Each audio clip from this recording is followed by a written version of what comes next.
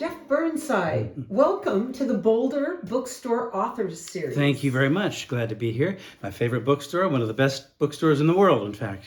Let's get started. Okay.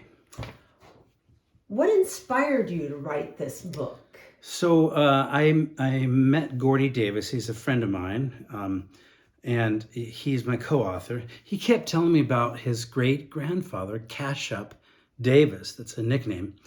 And it was just an astonishing story. I said, Gordy, you should write a book about this guy, Cash-Up, your great-grandfather.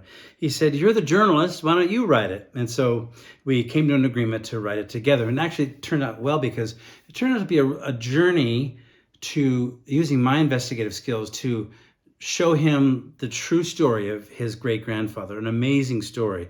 But it was also a journey about his own feelings and his own life and his own successes in business.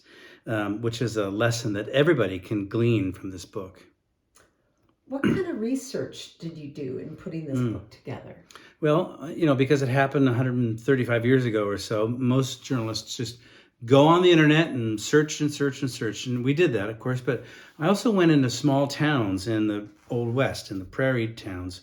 And we put up posters in the stores, do you know anything more about Cash-Up Davis? Is there a letter or a photograph in your attic?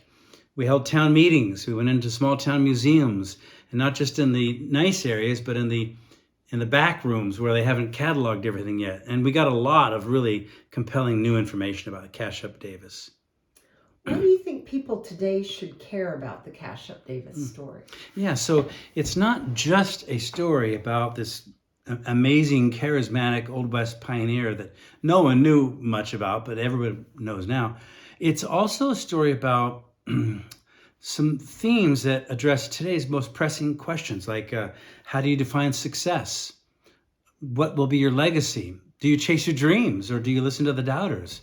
The readers can come away from this book not only reading a compelling, true historical story, but then asking themselves all these really important questions for everybody.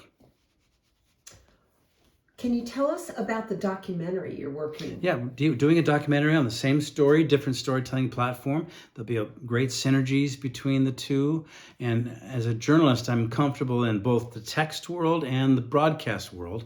And so it's a great creative endeavor for me, but I think a really compelling film for people to watch. But buy the book first.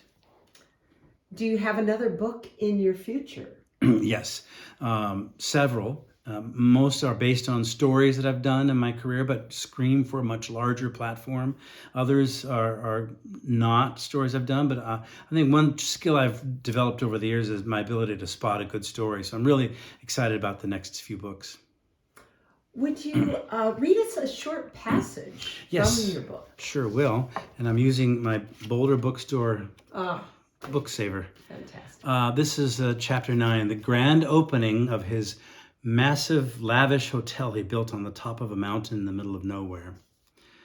Cash-Up Davis stood on the 14 by 14 foot pergola atop his new hotel, perched on the highest point in all of the Palouse, a butte that he now owned. He looked out over every homestead and every town from horizon to horizon. A land of peace and plenty, said one newspaper. His lavish hotel was ready to open with great fanfare on July 4th, 1888, honoring the birthplace and the birthday of his adopted nation. At that very moment, he had a lifetime on which to reflect.